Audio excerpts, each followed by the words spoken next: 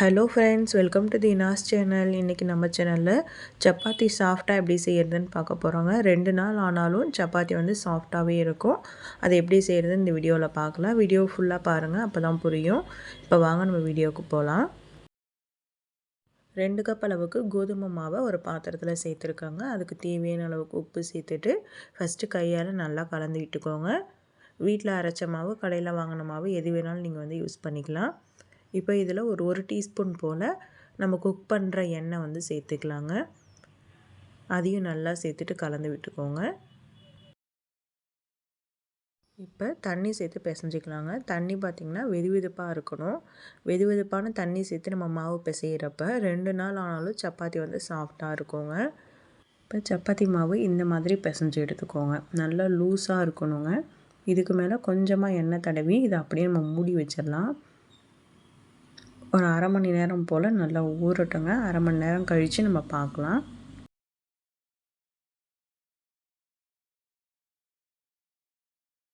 இப்போ பாருங்கள், அரை மணி நேரம் ஆயிடுச்சுங்க. மாவு நல்லாவே ஊறிடுச்சு.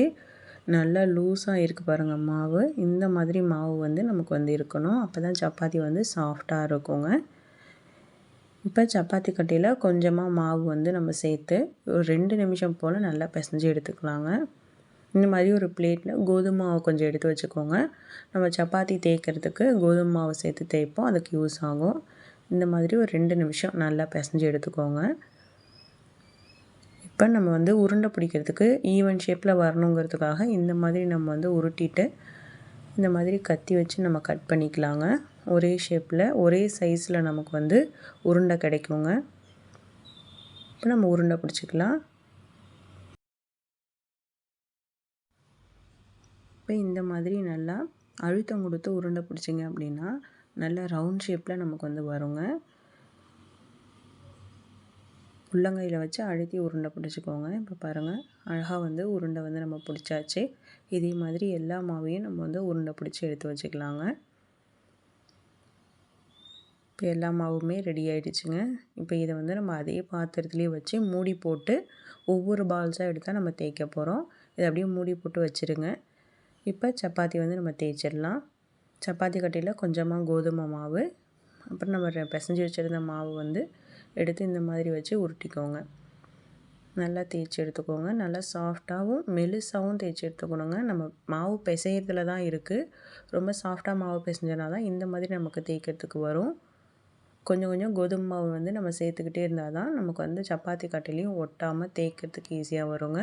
தேய்ச்சதுக்கப்புறம் இந்த மாதிரி நல்லா நம்ம திருப்பி திருப்பி போட்டுக்கணுங்க. ஏன்னா அதுக்கு மேலே வந்து சப்பாத்தி மாவு நம்ம போட்டு தேய்ச்சோம் இல்லையா, அந்த மாவு வந்து உதிர்றதுக்காக தான் நம்ம அந்த மாதிரி செய்கிறோம்.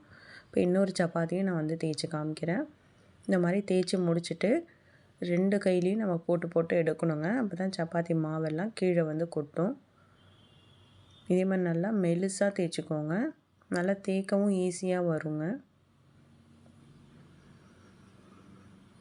அவ்வளோதாங்க, சப்பாத்தி வந்து தேய்ச்சாச்சு. இதே மாதிரி எல்லா சப்பாத்தியும் நம்ம ரெடி பண்ணிக்கலாம்.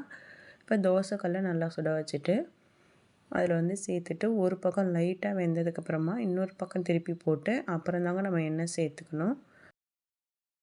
இப்போ கொஞ்சமாக எண்ணெய் சேர்த்துட்டு மீடியம் ஃப்ளேமில் வச்சு 2 பக்கமும் நல்லா வேக வச்சு எடுத்துக்கோங்க. ரொம்பவே சாஃப்டாகவும் சூப்பராகவும் வருங்க. அவ்வளோதாங்க. இதே மாதிரி இன்னொரு சப்பாத்தியை நான் செஞ்சு காமிக்கிறேன். ஒரு பக்கம் லைட்டாக வெந்ததுக்கப்புறமா இன்னொரு பக்கம் திருப்பி போட்டு இப்போ லைட்டாக எண்ணெய் தடவிட்டு 2 பக்கமும் வேக வச்சு எடுத்துக்கலாங்க. அவ்வளோதாங்க, சப்பாத்தி எல்லாமே ரெடி ஆகிடுச்சு. ரொம்பவே சாஃப்டான சப்பாத்தி வந்து ரெடி பண்ணியாச்சுங்க. கண்டிப்பாக இதே மாதிரி மெத்தடில் ட்ரை பண்ணி பாருங்கள். ட்ரை பண்ணி பார்த்துட்டு உங்களுடைய ஃபீட்பேக்ஸை எனக்கு கமெண்ட் செக்ஷனில் கமெண்ட் பண்ணுங்கள். இந்த வீடியோ பிடிச்சிருந்தால் லைக் பண்ணி ஷேர் பண்ணுங்கள். மறக்காமல் நம்ம சேனலை ஃபஸ்ட் டைமாக பார்க்குறீங்கன்னா சப்ஸ்கிரைப் பண்ணிக்கோங்க.